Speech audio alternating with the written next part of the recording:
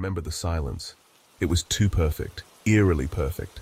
The kind of silence that seems unnatural, even in the middle of nowhere. That's how my weekend at the Airbnb cabin began.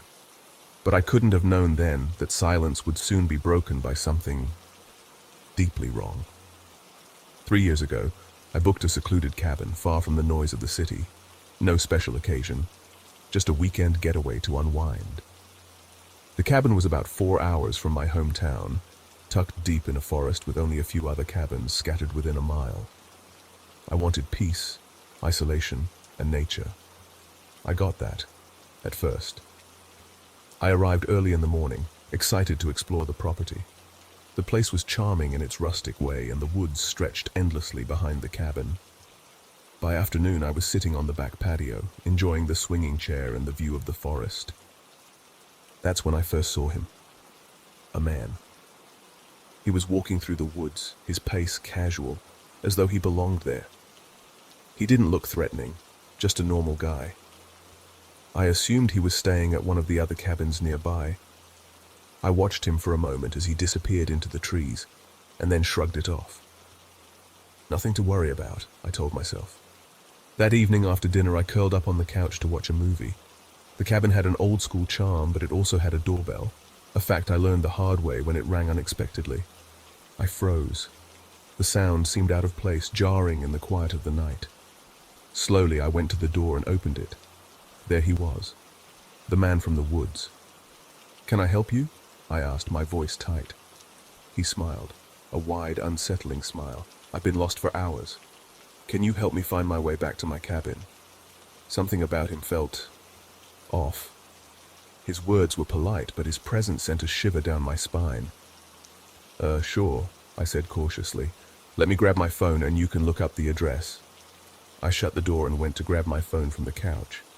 When I returned to open the door again, he was gone. Not a trace of him. I stepped out onto the porch, scanning the yard, but it was as though he had vanished into thin air. Confused and uneasy, I locked the door and tried to shake it off. But the night felt heavier now, the shadows in the cabin longer, darker. I eventually went to bed, my thoughts swirling with unease. Despite everything, I managed to sleep. Morning came, and with it, a false sense of relief. I stepped onto the back porch with my coffee, letting the cool air calm my nerves. And then I saw him again, walking through the woods, in the exact same place as before, on the same path. My stomach dropped. He wasn't lost. That much was clear now. But if that were true, why had he come to my door? I hurried back inside, my hands trembling as I grabbed my phone. I called a friend, desperate to talk through what was happening. Hearing someone else's voice made me feel less alone, until the doorbell rang. Again. I whispered to my friend, keeping the call connected as I cautiously approached the door. My heart pounded in my chest as I opened it, and there he was, smiling that same unsettling smile. "Do you need something?" I asked, my voice sharper now, my fear barely contained. "I've been lost for hours," he said again. "Can you help me find my way back to my cabin?" I froze. He repeated the exact same words as before, and then, almost mockingly, he added, "Can you get your phone and search for the address?" A cold wave of dread washed over me. My body acted before my mind could catch up. I slammed the door shut and locked it. My friend's voice crackled through the phone, urging me to leave. I packed my bags in a frenzy, adrenaline coursing through me. Before stepping outside, I checked the peephole. The man was nowhere to be seen. I rushed to my car, throwing my bags in the back seat. But as I reversed out of the driveway, I saw him, standing in the cabin window, watching me. His expression was calm, almost smug, as if he knew something I didn't. I didn't stop. I didn't dare. I drove away, my hands gripping the steering wheel so tightly they ached. When I got home, I contacted the Airbnb owner, desperate for answers. But his response was shockingly dismissive. He apologized for my displeasure and brushed off the entire ordeal. Even now, I can't shake the memory of that man. His smile, his words, the way he stood in the window as I fled. I'll never know what he wanted, but whatever it wasn't good. And sometimes, late at night, I still see his face in my mind's eye. Watching, waiting, The firelight danced ominously against the thick shadows of the Appalachian forest. I couldn't shake the uneasy feeling crawling up my spine, a whisper in the dark, an unseen presence beyond the safety of my small tent.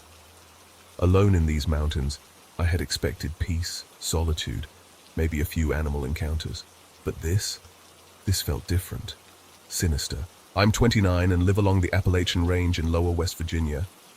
Backpacking and camping have always been my refuge, a way to escape the noise of everyday life and find solace in the vast wilderness. For years, my best friend and I had explored countless trails together. Every fall, we planned a big trip, spending days immersed in nature's untamed beauty. In 2019, our destination was a secluded lake at the peak of a remote mountain range. But days before our trip, my friend canceled due to work obligations. Frustrated but undeterred, I decided to go alone. Monday morning, I packed my gear, drove to the trailhead, and began my solitary journey. These weren't well-worn paths for casual hikers. These trails required maps, compasses, and a keen eye for landmarks to navigate. It was raw, unforgiving wilderness, the kind I thrived in.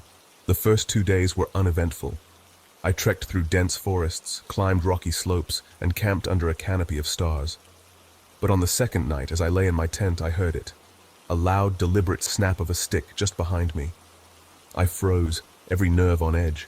Bears were common in these parts, but this didn't feel like a bear. Crawling out of the tent, I shone my flashlight into the darkness. The beam sliced through the trees, revealing nothing. "Hey!" I shouted, hoping to scare off whatever or whoever might be out there. Silence. No rustling, no retreating footsteps, just the eerie stillness of the forest. I stood there for what felt like hours, scanning the woods, heart pounding. Finally, I doused the fire and crawled back into my tent, though sleep came grudgingly, if at all. Morning brought some relief. Shaking off the previous night's unease, I packed up and continued my hike. By late afternoon, I reached the ridge, with the lake shimmering like a jewel below me. It was breathtaking, everything I'd hoped for. I set up camp near the tree line, cooked dinner, and sat by the fire, soaking in the serenity, or trying to. The forest felt alive in a way that wasn't comforting. Soft crunches echoed from the woods behind me, faint but distinct. They sounded like footsteps. I tried to rationalize it. Deer? A trick of the wind? But deep down, I knew better. The night deepened, shadows growing thicker. Eventually, I retreated to my tent, clutching my flashlight like a lifeline. The faint crunching continued, just beyond my line of sight. Exhaustion finally overtook me, and I drifted into a restless sleep. A sharp noise jolted me awake. Heavy, hurried footsteps. Someone running. I shot upright, grabbing my flashlight and bursting out of the tent. The beam caught movement. A figure, shirtless, sprinting into the woods. My stomach churned with fear. I looked down to see footprints circling my tent. They had been out there, watching me. Panic surged through me. I rekindled the fire, desperate for its protective glow, and sat beside it. Heart racing, adrenaline coursing through my veins. I didn't sleep for the rest of the night. At first light, I packed my things, abandoning my plan to stay another day. As I hiked back, unease shadowed my every step. Something wasn't right. By the time I reached my car, I realized several items were missing from my backpack. Small things like food and tools. My mind reeled. Had that person, or whatever it was, rifled through my belongings while I slept? Even now, the memory chills me. The thought of being so vulnerable, so exposed, with someone or something lurking in the darkness, is a fear I'll never shake. The Appalachian wilderness, once my refuge, now holds a sinister edge I can never unsee. The storm raged outside, howling like an unrelenting beast. But it wasn't the wind that sent chills crawling up my spine. It was the sound of the doorbell, a sharp, piercing chime cutting through the chaos of the night. I was alone for the week. My roommate had left for spring break, and with classes on hold, I had nothing pressing to do. It should have been a peaceful time, but the storm had other plans. The house creaked under the pressure of the wind, every groan of the walls making it feel like the house itself was alive and restless. When the doorbell rang that first time, I thought maybe the storm had somehow triggered it. Peering through the peephole, I saw nothing. Opening the door only brought an assault of rain and wind, but no sign of anyone. I brushed it off, convincing myself it was just the elements playing tricks. But then came the crash. It sounded like the world had collapsed in the backyard. I bolted to the window and saw our patio furniture strewn across the yard, the wind tossing it like it weighed nothing. Grabbing my shoes, I rushed outside to salvage what I could, the rain slicing against my skin. And that's when I saw them. A figure stood at the edge of the yard, motionless, watching. I froze, my heart thundering in my chest. But before I could even call out, they were gone, vanished into the storm. I hurried back inside, locking the door behind me this time. I tried to shake it off. Maybe it was just a neighbor checking on things, I told myself. But the unease lingered. Eventually, I stretched out on the couch in the living room, hoping the storm's rhythm would lull me to sleep. It wasn't the wind that woke me, it was the cold. My feet were soaked. As I sat up groggily, I looked down and saw puddles on the floor. Dark, muddy puddles forming a trail across the house. My breath hitched when I noticed faint, muddy footprints leading from the back door. The very door I thought I had locked. The realization hit me like a punch to the gut. Someone had been inside. Heart pounding, I followed the trail cautiously. It led throughout the house, upstairs, downstairs, but the tracks always started at the back door. A chill ran down my spine as I remembered how I'd forgotten to lock it in my rush to escape the rain earlier. I grabbed my phone and called 911, retreating to a corner of the living room where I felt safest. Every shadow in the room seemed alive, every creak of the house amplifying my terror. I stayed hidden, trembling, until the police arrived. They searched the house but found nothing. No intruder, no stolen belongings, just those haunting footprints. One of the officers theorized it might have been someone targeting the house, but their actions, or lack thereof, were chillingly specific. They had walked through the house, stood close enough to me to leave puddles by the couch where I slept, and yet they had done nothing. The thought struck me later. What if they hadn't come for me? My roommate, who wasn't home, might have been their real target. They could have mistaken me for him, or maybe just realized they had the wrong person. That possibility kept me awake for nights afterward, imagining what might have happened if my roommate had been home instead of me. It wasn't just the storm that left its mark that night. It was the lingering presence of whoever, or whatever, had stood over me as I slept, deciding what to do next. The sound came first, jarring, guttural, and impossibly close. A man's cough just outside the back door. It sliced through the stillness, stopping my breath cold. I froze, mid-sip of coffee at the kitchen table, the warm ceramic mug trembling slightly in my hand. That cough. It wasn't distant or accidental. It was deliberate. I stood, heart racing, and flicked on the back porch light, hoping to bathe the yard in an artificial sense of safety. But when I pressed my face to the window, there was no one. Only shadows and the distant rustling of wind in the trees. Trying to shake the unease, I busied myself, convincing myself it was probably just the neighbors or an animal. Yet when I stepped outside to grab food later, the footprints in the grass told a different story. They were too neat, too intentional, leading from the sidewalk to the back door and then returning. Someone had been watching, circling, leaving behind a path I couldn't ignore. I returned home with dinner, locking the door tightly behind me. The house felt heavier now, the air thick with the unshakable feeling of being observed. But I clung to reason. Perhaps it was just paranoia. It wasn't paranoia. Lying in bed, scrolling through my phone, I heard it again. Deliberate steps crunching through the front yard. My breath hitched as I listened. The sound moved closer, circling to the back. Then came the rattling, a fumbling, almost experimental jiggle of the back door handle. I shot upright, rushing to the top of the stairs. My trembling hand flicked on the downstairs lights, flooding the house in an act of defiance. Silence followed. For a brief, fragile moment, I thought it was over. And then glass shattered. The crash rang out like a gunshot, sending shards skittering across the living room floor. Panic surged as I bolted upstairs and slammed the bedroom door shut, locking it with a desperation I didn't know I possessed. I grabbed my phone and dialed 911, whispering frantic pleas for help. The sounds below were chaos incarnate. Heavy boots crushed the broken glass, and the intruder moved with reckless abandon, smashing furniture and toppling shelves. Then came the horrifying realization. The destruction wasn't random. He was coming closer. I heard his steps on the stairs, his heavy breathing muffled by the walls. He entered a spare bedroom first, tearing through it with relentless fury. And then he stopped. The bedroom door handle rattled violently.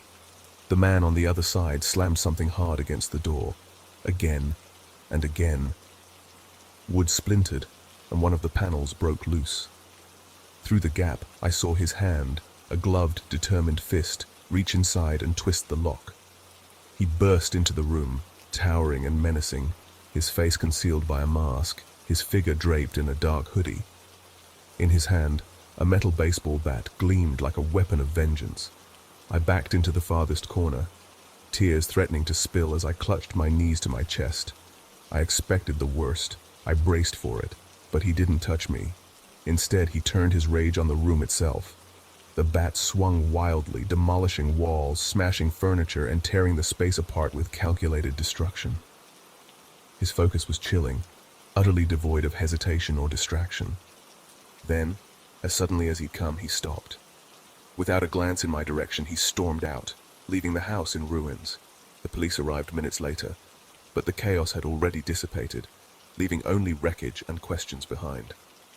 My friend rushed home the next day, horrified to find everything she owned in shambles. Strangely, nothing was stolen, only destroyed. The authorities suggested it was personal, perhaps someone she knew harboring a deep grudge, but my friend couldn't think of anyone who would target her with such rage. What haunts me most is how the intruder treated me, not as a threat, not as a victim. I was irrelevant, a ghost in the corner of my own nightmare. To this day, we don't know who he was or why he came, but his silence spoke louder than words, leaving behind an echo of fear that lingers in the quiet corners of my mind. It was one of those nights that clung to your skin, cold, damp, and endlessly dismal. Rain drizzled steadily, its rhythm tapping against the windows like faint whispers. I worked the night shift at a gas station, a job so monotonous I often joked it was where nothing ever happened. Until it did. The night felt unusually quiet, the kind of silence that presses on your chest. The usual stream of customers had dwindled to none, thanks to the miserable weather. I leaned against the counter, scrolling aimlessly through my phone when I heard it. A faint tapping sound. I froze, my fingers hovering over the screen. The tapping grew louder, more deliberate. It was coming from the glass door. Slowly I looked up, and there he was. A figure standing in the rain. His face was hidden beneath a soaked hood, his posture eerily still. I waved, signaling that the door was unlocked, but he didn't move. The tapping continued, rhythmic and unrelenting. Uneasy, I walked over and pulled the door open. "Come on in," I said, trying to sound casual. The man stepped inside without a word, brushing past me like I wasn't even there. He headed straight for the counter, dripping rainwater onto the floor. His silence was unnerving, but I chalked it up to the weather, or maybe a bad day. "A pack of cigarettes," he muttered, his voice hoarse and almost robotic. He paid in cash, turned on his heel, and walked back out into the rain. That's when I noticed something strange. There were no cars in the lot, not by the pumps, not in the parking spaces. Where had he come from? I watched him disappear down the road, walking into the darkness as if the rain didn't bother him. My mind wrestled with the odd encounter, but eventually I shrugged it off. People are weird, I told myself. An hour passed. The rain continued its relentless patter, and I was restocking shelves when the sound came again. The tapping. My stomach tightened as I stepped into view. It was him. He stood outside, motionless, his hood dripping rain onto his shoulders. My heart thumped harder with every step I took toward the door. "Are you okay?" I asked, pulling the door open slightly. He didn't answer. Instead, he muttered, "Down the road." I leaned out, peering into the gloom. At first, I saw nothing, just the misty silhouette of the gas station lights refracting off the rain. Then I spotted it, a gas container sitting by one of the pumps.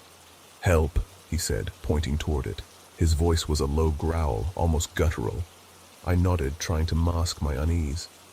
Maybe he didn't speak much English. Maybe he was just stranded.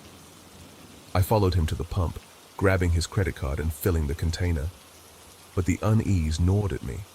He stood too close, deliberately keeping out of my line of sight. The rain wasn't the only thing making my skin crawl. Once the container was full, I handed it to him and turned back toward the door, eager to get away. But then he grabbed my arm, his grip firm and cold. He started speaking rapidly, his words incomprehensible, like static on a broken radio. I yanked my arm free, my heart racing. "Hey, I need to get back to work," I said, my voice shaking. As I hurried toward the door, I heard him yell, sharp and guttural. My head snapped around, and that's when I saw it. Inside, behind the counter, another man was stuffing items into a backpack. Our eyes met, and in an instant he vaulted over the counter. I barely registered what was happening when everything went black. When I came to, I was lying on the cold floor. My head throbbed, the metallic taste of blood on my tongue. The store was eerily silent, the rain outside muffled now. Slowly I sat up, piecing together the fragments of what had happened. The man outside had distracted me. The other had been inside looting the store, and while I lay unconscious, they'd escaped. The police arrived quickly, and the footage told the rest of the story. The man inside hadn't just been stealing, he had a gun. Even now, the thought chills me to my core. If I'd reacted differently, if I'd resisted or tried to stop them, I wouldn't be here to tell this story. Some nights, I still hear that tapping sound, faint and rhythmic, as if the rain remembers. It was 3 a.m. when I woke up to the sound of frantic barking, sharp, deep growls coming from my dog Bear. The house was eerily quiet, and the stillness outside only made the barking seem louder, more urgent. My heart raced as I sat up in bed, a sense of dread gnawing at my insides. The air felt thick with something I couldn't explain, and for a moment I was paralyzed with fear. Something wasn't right. I knew it, but I couldn't put my finger on it. I slowly got up and tiptoed toward the living room, the hairs on the back of my neck standing on end. Bear, a huge, slightly overweight husky, was at the front door, fur bristling, growling like I'd never heard before. I peered through the peephole, and my blood ran cold. Standing there in the dim light of the porch were two men, one dressed in a black police uniform, the other in a security guard's outfit. They were both staring directly at the door, as if they knew I was watching. My mind raced, the pieces of the puzzle starting to come together. The strange knock at the door a few nights ago, the guy asking about George.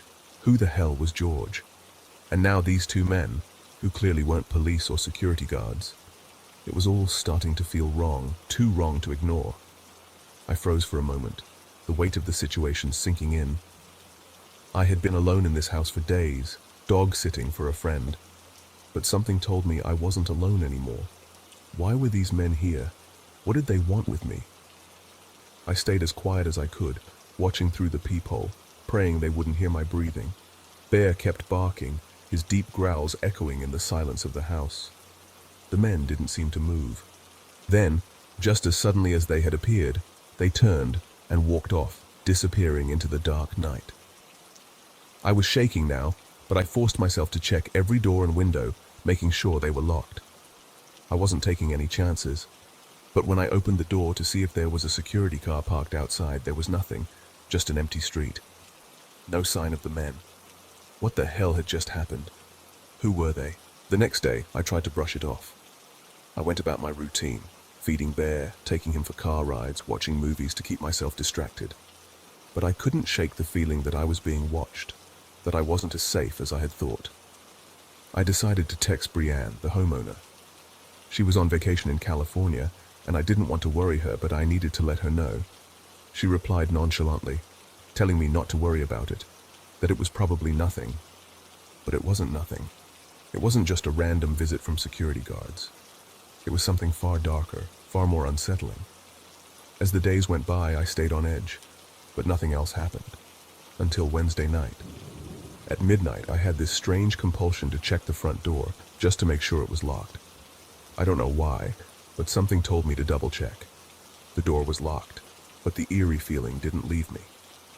I went back to bed, trying to calm myself, but I couldn't shake the unease that had settled over me. And then at 3:05 a.m., Bear went wild again. I shot up in bed, my heart pounding in my chest. His barking was almost frantic now, desperate. My mind raced. Was someone inside the house? I didn't want to find out. I crept to the living room, peering through the peephole once more. The same two men were back, standing in the same spot. The man in the police uniform and the one in the security guard outfit. This time they weren't alone. A third man appeared out of the shadows, just as tall and intimidating. My blood ran cold. Why were they back? They knew I was alone. Why wouldn't they leave me alone? I didn't open the door. I didn't make a sound. I stayed there, paralyzed with fear, watching them for what felt like hours, though it was probably only minutes. Then, like before, they turned and walked away, disappearing into the night.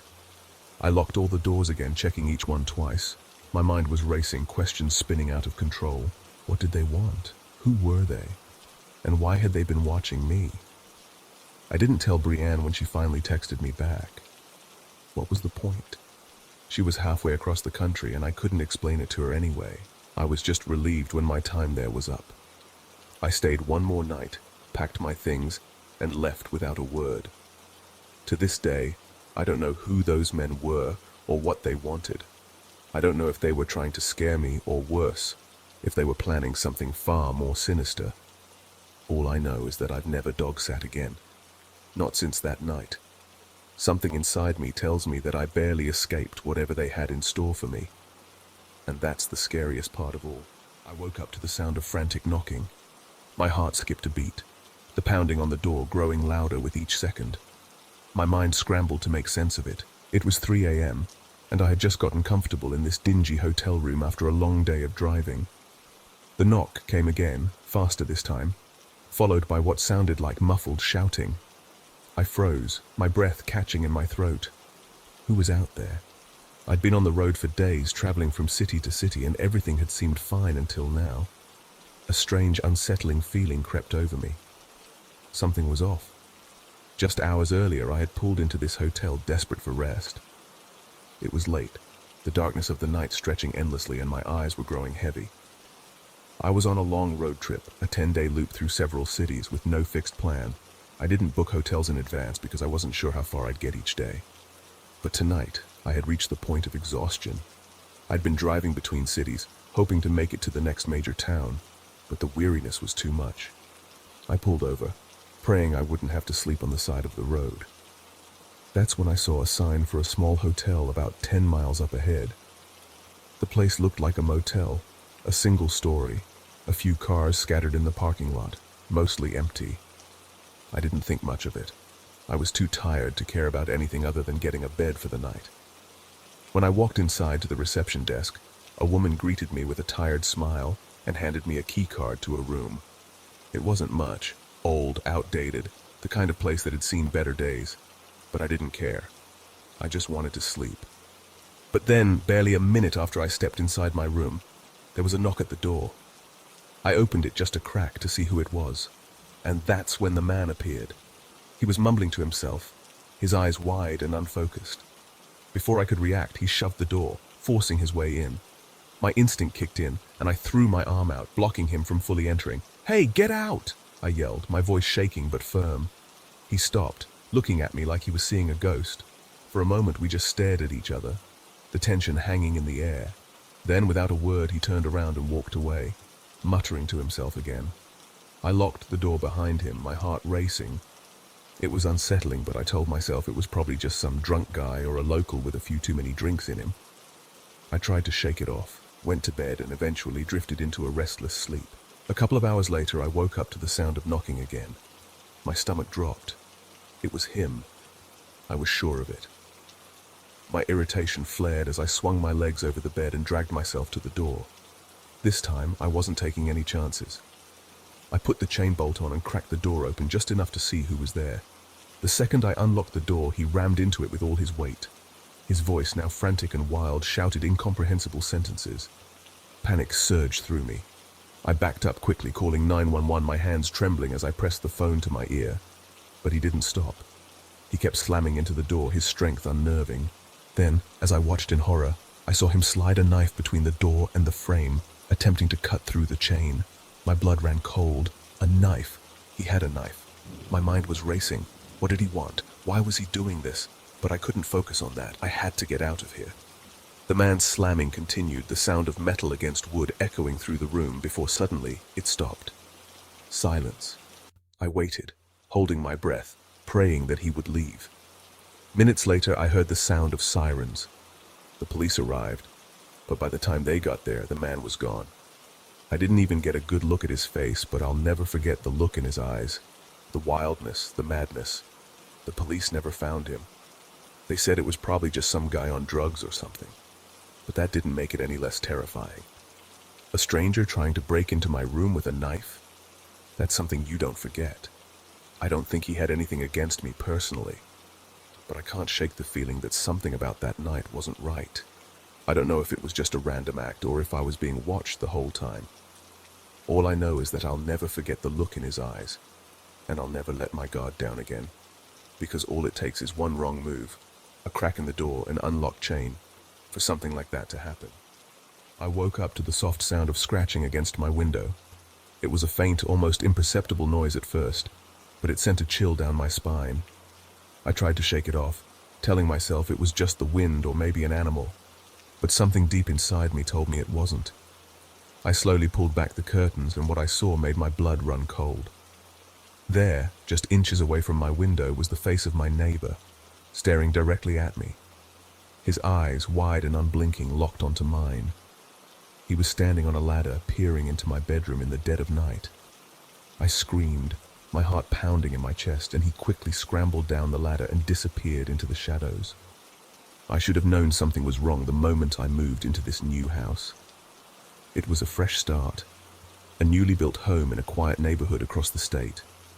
I had no choice but to leave my old place when my landlord decided to sell. But the excitement of the new beginning quickly faded as I noticed the strange behavior of my neighbor across the street. At first it seemed harmless, just a middle-aged man who would often stand in his yard watching me. I assumed he was just curious about the new neighbor, maybe even a little lonely. But the more I saw him, the more I began to realize something wasn't right. He never smiled, never spoke to anyone. He never left his house. It was like he was always there, watching, lurking in the background. I would catch glimpses of him from my window, always standing in his driveway or peering out of his own windows at odd hours of the night. It was unsettling. One night I was getting ready for bed when I heard a scraping sound outside, something heavy being dragged across the ground. I hesitated, then pulled back the curtain to see my neighbor dragging what looked like a large ladder across his lawn. It was well past midnight. Why would he need to do anything with a ladder at this hour? I told myself I was just being paranoid. I was new to the neighborhood, surrounded by unfamiliar faces and new sounds. But deep down, I couldn't shake the feeling that something was off about this man. The next morning, as I went about my day, I glanced outside and saw him standing at the end of my driveway. He was staring at me through my window, unblinking. I quickly pulled the curtain shut, my heart pounding. I tried to ignore it, but the feeling of his eyes on me made my skin crawl. I rushed to my car and drove off, hoping to escape that strange, uncomfortable feeling. But as I pulled out of the driveway, I glanced in my rearview mirror and saw him again, still standing in his yard watching me drive away. Things only got worse from there. One night, while lying in bed, I heard footsteps, soft, deliberate steps in the grass outside. I froze, listening intently. The footsteps came closer to my window, then stopped. I waited, holding my breath, but heard nothing else. After what felt like forever, I decided to check. I slowly pulled back the curtain, and there, far back in my yard near the fence, was a figure. I couldn't make out any details, but I could feel the eyes watching me. My heart raced, and I stumbled back, dialing 911. By the time the police arrived, the figure was gone. They told me there wasn't enough evidence to do anything, that my neighbor had never been in trouble with the law. They suggested I just be more cautious and let them know if something serious happened. I started locking all my doors and windows, avoiding being outside as much as possible. But no matter what precautions I took, I still felt uneasy. Then one night, something happened that shattered any sense of security I had left. I came home from work late, exhausted, and went straight to bed. But in the middle of the night, I was woken up by a loud thud against the side of the house. The sound was so close, it felt like it was right outside my bedroom. My heart raced as I slowly got out of bed. My mind was already screaming, Something's wrong. I pulled back the curtain and there he was. My neighbor, his face inches from my window, staring at me through the glass. I couldn't move. I couldn't breathe. He had climbed up a ladder and was trying to peer into my bedroom.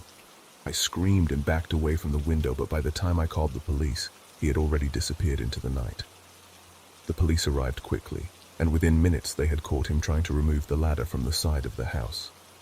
He didn't admit to anything, of course, but it was clear what he'd been doing. In the following days, other neighbors came forward, telling me they had similar experiences with the man. They had seen him peeking through their windows, watching them from his yard.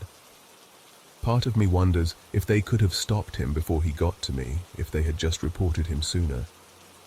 But I guess it doesn't matter now. It's over. Or is it? Every now and then I still feel that unsettling sensation, that someone is watching me. I can't shake the feeling that I'm being followed, that he's still out there waiting. And I wonder if I'll ever truly feel safe in this house again. I still remember the chill that ran down my spine when I first stepped into Evan's house. It wasn't the house itself. It was something about him. The way he never really looked you in the eye, like he was hiding something. But I'm getting ahead of myself. Let me start at the beginning. After finishing school, I moved in with my older brother. We shared an apartment, splitting rent because neither of us could afford a place on our own.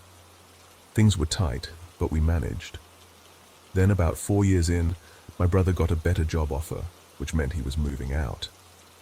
The lease was up, and with no way of affording the rent alone, I started searching for a cheaper place. I didn't have much luck at first. Time was running out, and just as the last month of our lease approached, I was starting to panic. Then I came across an ad for a room in a house. Just what I needed. The owner, Evan, seemed nice enough. He said he lived alone and that I'd have access to the whole house, not just the bedroom. It seemed perfect. We exchanged texts, and after a brief phone call, I decided to go for it. 2 weeks later, I was packing up my stuff and driving to his house.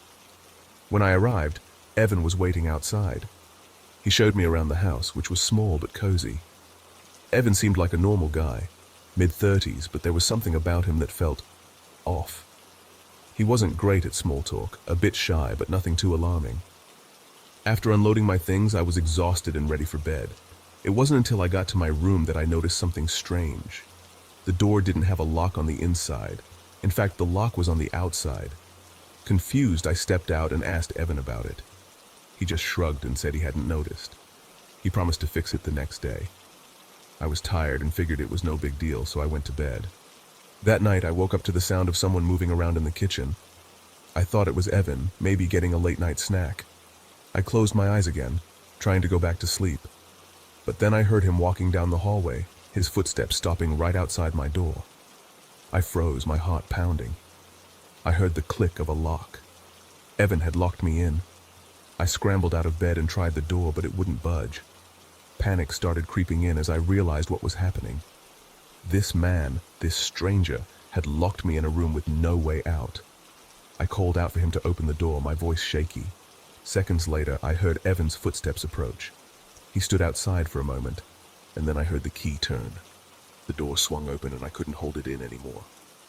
"What the hell was that?" I demanded, my voice trembling with fear and anger. Evan mumbled something about wanting to make sure he was safe. Safe? I didn't know him. I told him I was leaving first thing in the morning. I couldn't stay there. But for some reason, I didn't want to leave right then, not with him still in the house. So I stayed up all night, eyes glued to the door, afraid to fall asleep.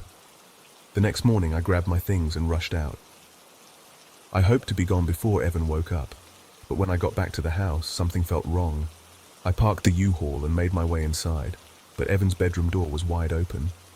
He was gone. I tried to shake it off, but my unease only grew as I moved my stuff. There was something wrong about the way everything felt in that house, and it wasn't just Evan's behavior. When I went to grab the last box, Evan suddenly appeared in the doorway. His expression was blank, almost dead behind the eyes. He didn't say a word. He just stared at me. I didn't know what to do, but I kept moving, shoving the last of my boxes into the U-Haul. But then it happened. He stepped into the way, blocking the door. Slowly, methodically, he started pulling the door down, trying to trap me inside. I didn't think. I shoved him hard, knocking him to the ground. He got up, but instead of running toward the house, he ran off into the trees, disappearing into the woods behind the house. I slammed the door shut and didn't look back. My brother let me stay with him until I found a new place. I'll never know what was really going on in that house. Why Evan locked me in. Why he was so detached. But something about it didn't sit right, and I know I got out just in time. It was nearing 3 a.m. when I first heard the noise. Soft at first, like the shuffle of footsteps, then louder, more insistent. It sounded like something heavy was being dragged across the hallway floor. I froze, heart pounding. I work as the receptionist at a small, quiet hotel. Most of my shifts are overnight, and my job is simple enough. Check in guests, take phone calls, keep an eye on the security cameras. The hotel's rarely busy, only a few guests, mostly quiet, making my night shifts dull and uneventful. But that night, something felt different. I was at the front desk, scrolling through my phone, when a man entered through the front doors. He looked out of place, his bloodshot eyes locked on mine with an intensity that made my skin crawl. "I need a room for the night," he slurred. His voice was low, hollow. The man was clearly high on something, but he seemed harmless enough. So I did my job, checked him in, handed him the key to room 112, and watched as he staggered toward the elevator. I didn't think much of it, returning to my phone. But then around 2:30 a.m., I heard that noise, the thumping. It was a door being forced open, sharp and jarring against the silence of the hotel. I jumped up, nerves on edge, and quickly followed the sound down the hallway. At the end of the hall, I found him. The same man from earlier, standing in front of one of our maintenance doors, tugging at the handle like it would give way. "Can I help you find something?" I asked, trying to stay calm. He didn't respond. He just stared at me, his gaze almost vacant, as though I wasn't even there. His eyes were glassy, unfocused, and for a moment, I felt a cold chill creep up my spine. Was he looking for something? The vending machine? Or something else? I backed away cautiously and returned to my desk, trying to shake the uneasy feeling that lingered. It wasn't long before everything went still again. Too still. No one else entered the building. No sounds from the rooms. The hotel was dead quiet, like it had fallen asleep. Around 3 a.m., I decided to stretch my legs and do a quick walk around the first floor. The quiet felt stifling. As I passed the hallway near the front desk, I heard a loud bang, sharp and sudden. My stomach dropped. It came from upstairs, I was sure of it. I went up to the second floor and crept down the hall, heart racing. Everything was silent. But then I saw it. The door to room 112 was wide open. My mind spun, and a cold sweat formed on the back of my neck. This was the man's room. I hadn't seen him leave. I approached cautiously and knocked, no response. I pushed the door open just a crack, peering inside. Empty. The room was still, untouched. But something was wrong. The air felt thick, as though something had just happened. Something I couldn't quite grasp.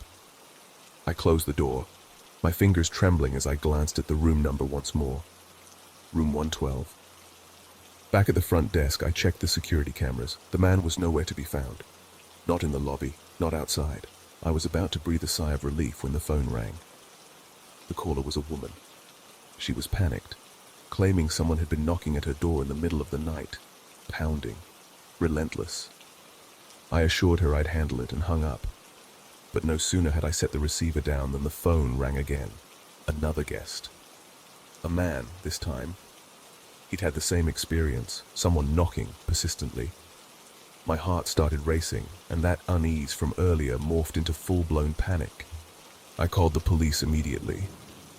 Standing by the front door, waiting for them to arrive, I couldn't shake the feeling that something was horribly wrong. They showed up, but to my surprise, the man wasn't there. Instead, they found something even more unsettling. A broken window in room 112, the same room I had checked him into. But it was on the second floor. How could he have escaped without injuring himself? The police kept searching, but then they got another report. The car he'd used to pay for the room had been stolen. It didn't make sense. What was his plan? Why had he been knocking on guests' doors, acting like he was looking for something? I'll never know. But I'll always wonder what would have happened if one of those guests had opened their door. It could have been much worse. Far worse. The thought still haunts me to this day. It was a calm night when the knock came at my door. I had just settled into my new home, a quiet, secluded place far from the noise of the city. I moved here for the peace, especially since I now worked from home. My first week had been perfect, uneventful even. I unpacked, arranged my furniture just how I wanted, and found a routine that worked. The isolation was exactly what I needed, or so I thought. That morning, after making breakfast, I sat down to work when I heard a knock. A bit puzzled, I got up and walked to the door. Standing there, smiling at me, was my landlord. "How's everything going?" he asked in that overly friendly way that sent a small shiver down my spine. I was caught off guard, unsure of why he was here. He explained that he was just checking in and left after a few minutes of awkward small talk. Something felt off about it, though. I had just moved in, and I didn't think landlords were supposed to stop by unannounced like that. Still, I shrugged it off and returned to my work. Later, after dinner, I decided to take a walk around the neighborhood. The houses were well spread out, so I rarely saw anyone, but that's what I liked about the place. As I walked, I couldn't shake the strange feeling the morning visit had left me with. When I turned the corner to head back home, something caught my eye. A car was parked on the street. It wasn't directly in front of my house, but it was still strange. I stopped in my tracks when I recognized it. It was my landlord's car. But he wasn't in it. I hurried back to my house, looking around nervously, but I didn't see anyone. Still, I couldn't shake the sense that something wasn't right. After checking the windows, I finally let it go. Maybe it was just a coincidence. I tried to focus on work, but the unease didn't leave me. Then, an hour later, the knock came again. My stomach dropped. I walked to the door and peered through the peephole.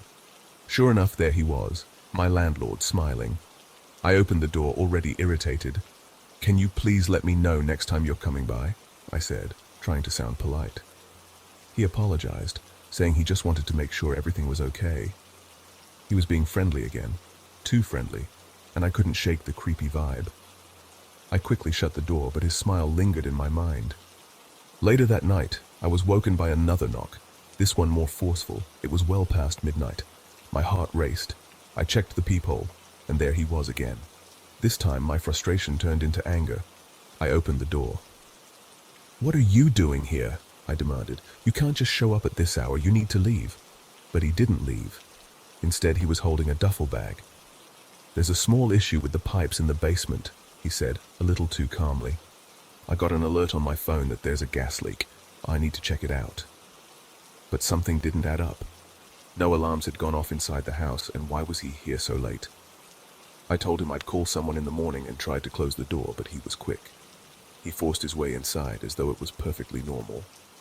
He smiled at me as though nothing was wrong. "It'll only take a minute," he said, setting the duffel bag down. He gestured for me to follow him. I hesitated, feeling the cold grip of fear in my chest. Something was very wrong here. "Hold on," I said, stepping back. "I'm going to get my phone so I can take pictures of the problem." I hurried upstairs, pretending to go along with it. I grabbed my phone and keys, but before I left, I went back to the duffel bag. I opened it, and my stomach turned. There were no tools inside, no plumbing equipment, just strange, unfamiliar items. I didn't have time to investigate further. I could hear him coming up the stairs. Panicked, I bolted out the door and ran to my car. I drove away, my hands shaking on the wheel, and called the police. I parked in a nearby lot, waiting for them to arrive. When they finally showed up, the landlord was still there, but the duffel bag was gone. They never found it, and no one could explain what he was doing in my house. The best the police could do was let me break my lease without a penalty. I didn't feel like pressing charges. I just wanted to leave. I moved out immediately, but the terror didn't end there. I still can't shake the thought of what he was planning, or what would have happened if I hadn't caught him in time.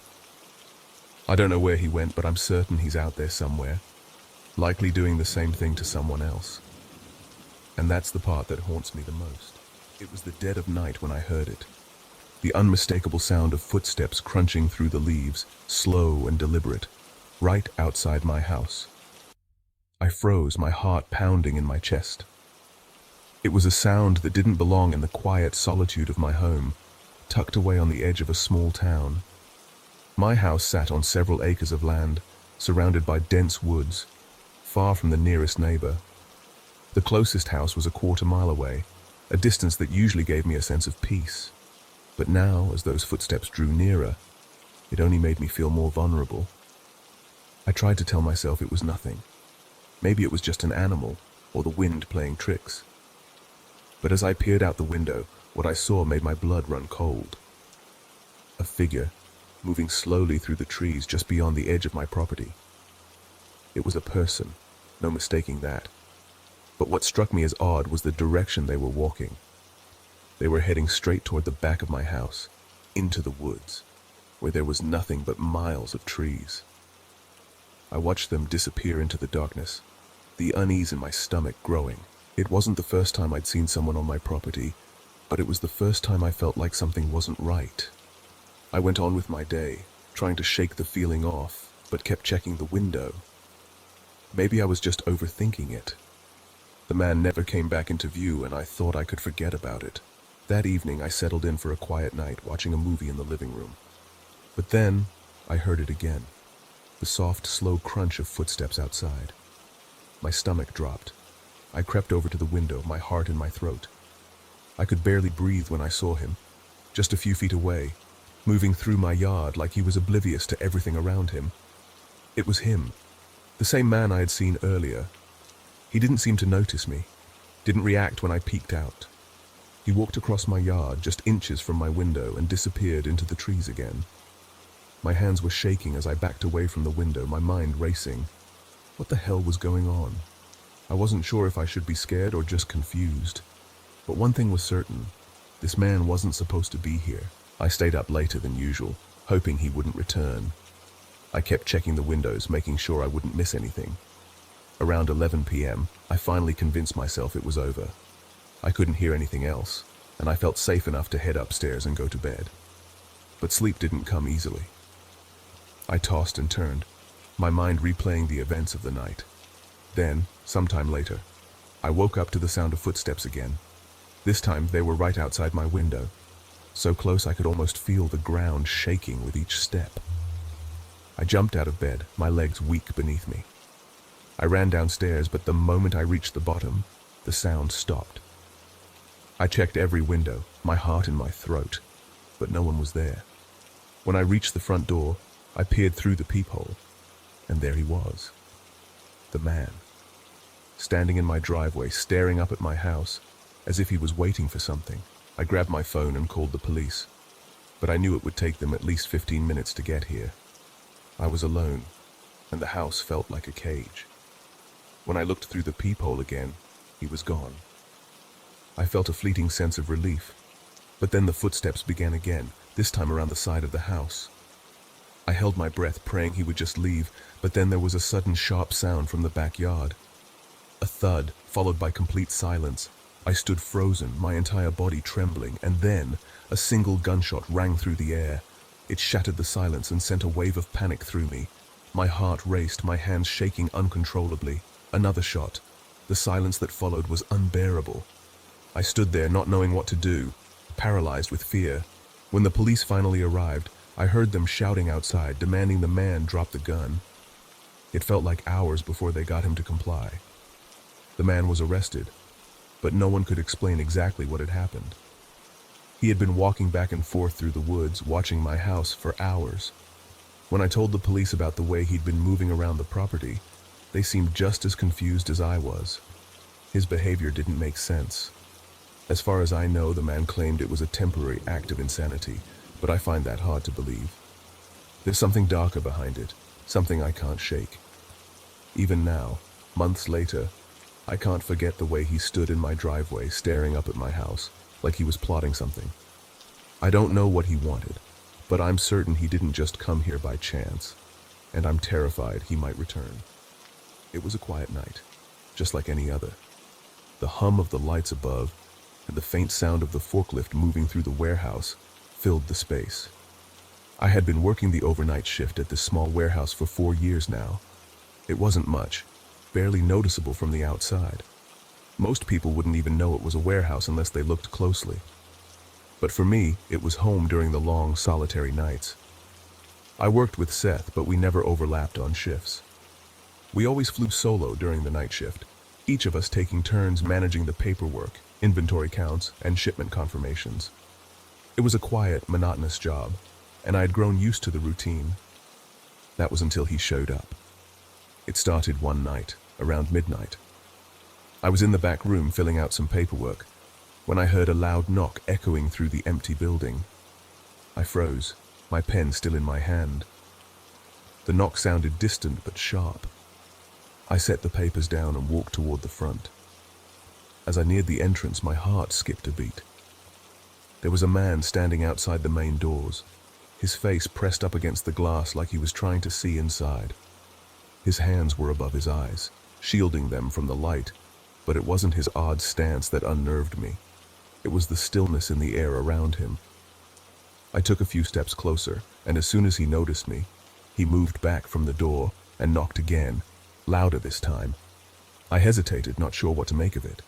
Then the man grabbed the door handle and shook it violently. "Let me in!" he yelled, his voice muffled through the glass. I quickly stepped back, keeping a safe distance. "You need to leave," I called out. "The doors are not open to the public." He stared at me for a moment, his eyes cold and unblinking before calmly turning and walking away. Something about his calm demeanor sent a chill down my spine. I watched him disappear into the night, but the unease lingered.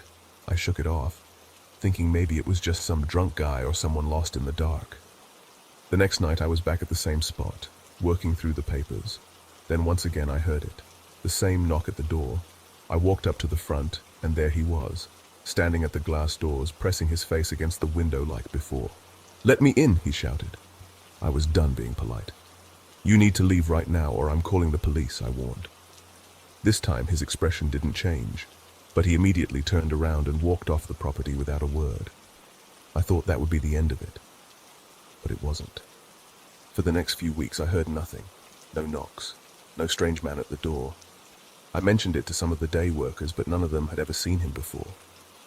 I didn't know if I was just being paranoid or if it was something else, but I couldn't shake the feeling that he might come back.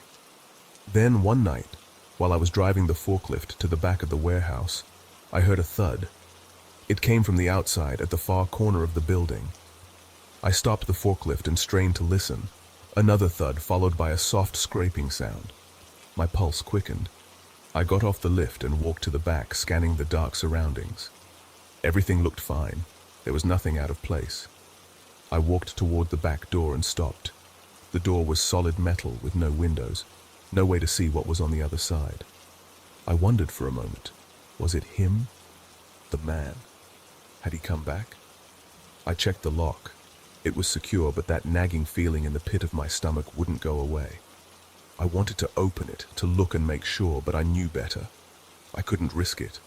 I went back to work, but the sound came again, another thud from the back. My heart pounded in my chest. I couldn't ignore it anymore. I needed to find out what was going on. I ran back to the office and quickly pulled up the security footage. My manager had always told me not to bother with the cameras, but this time I had to. It took a moment to find the right camera feed, but when I did, I nearly dropped the mouse. There he was, the same man from before. He was standing against the back door, ear pressed to the metal as if listening for something inside. He didn't seem to notice the cameras at all. I felt my stomach twist with dread.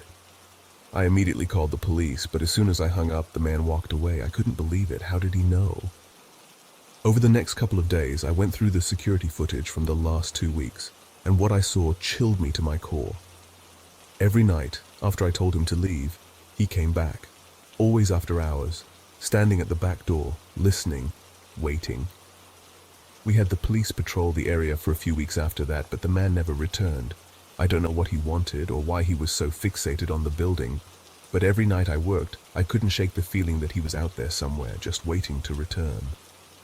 It's been weeks since then, but every time I hear a strange noise, Every time I'm alone in that warehouse, I wonder, what if he's still out there? What if he comes back? It started on an ordinary afternoon, but nothing about it would ever feel normal again. I was working from home, just finishing up a task when the doorbell rang. It was strange, really. I wasn't expecting anyone. I glanced at the clock. Noon. A time when everyone was either working or busy, so who could it be? I stood up, walked to the door, and opened it. Standing there was a young woman. She was small, wearing ripped jeans and a tank top, her eyes wide, almost searching. There was something unsettling about her. She didn't immediately speak, just stood there looking at me. "Can I help you?" I finally asked, trying to hide the unease creeping up my spine. She blinked, as if snapped from a trance. "Are you the only one living here?" she asked, her voice oddly flat, like she was trying to process something. I nodded, confused by the question. "Yes, just me." She hesitated and then muttered, "Sorry, I must have the wrong place." With that, she turned and walked away without another word. I closed the door, shaking my head, unsure what to make of the encounter. It was odd, but I didn't think too much of it. I went back to my work, putting it out of my mind. That evening I left to do some shopping, returning around 8. As I stepped inside, I felt it. Something was off. I couldn't quite put my finger on it. The air felt too still, too quiet. I shrugged it off, unloading my groceries and starting to cook dinner. But then I heard it. A noise. It came from one of the bedrooms down the hall. The doors to the bedrooms were all shut. There was no reason for a sound to come from there. I tried to convince myself it was just my upstairs neighbor, maybe something dropping or moving around. But the feeling of unease didn't leave. I finished cooking and sat down to eat at the small dining table, but then I heard it again. A door creaked open. I froze. The sound was unmistakable. My door, not one of the neighbors. My heart skipped a beat. Footsteps. Heavy, deliberate steps. Slow, but approaching. I didn't know what to do. I couldn't breathe. My mind raced, trying to process what was happening, but my body froze, too terrified to move. And then, he appeared. A man. Tall, wearing a dark hoodie, and with a demeanor that was chillingly calm. He didn't say a word. Didn't even glance at me. He simply walked past me as if I wasn't there at all, heading straight for the front door. Without hesitation, he opened it and left. I stood there, rooted to the spot, too paralyzed with fear to speak. My mind raced. What just happened? I barely processed it before I bolted to the front door and locked it, then ran to the bathroom and locked myself in. The man was gone, but I couldn't shake the terror that gripped me. The silence that followed felt deafening. I don't know how long I stayed in that bathroom, but when I finally called the police, they couldn't find any trace of the man. Nothing. No signs of forced entry. No fingerprints. No clues to his identity. The only thing that made sense was that he must have had a key. But how? How had he gotten in? I also told them about the woman, the one who had come by earlier that day. The oddness of it all. Could she have been part of it?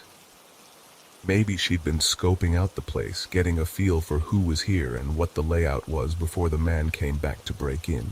But why? And why me? The police didn't have answers.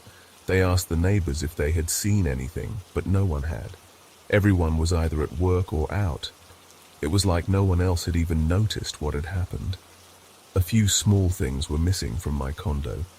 Items worth less than $100, but it didn't matter. The feeling that someone had been in my home, had entered my home without a trace, had set my nerves on edge. I didn't understand how they knew when I'd be out, or why they didn't take more. It felt like they had all the time in the world, and yet left with nothing of consequence. I couldn't stay there anymore. I moved out just a month ago. But even now, every time I hear a doorbell ring or the sound of footsteps echo down a hall, I feel that cold dread crawling up my spine. The unsettling memory of that day haunts me. What if they come back? What if I was just the first target? I'll never know exactly what happened that day or why I was chosen, but one thing is for sure. I'll never forget the fear of knowing that someone was inside my home watching me and I had no idea.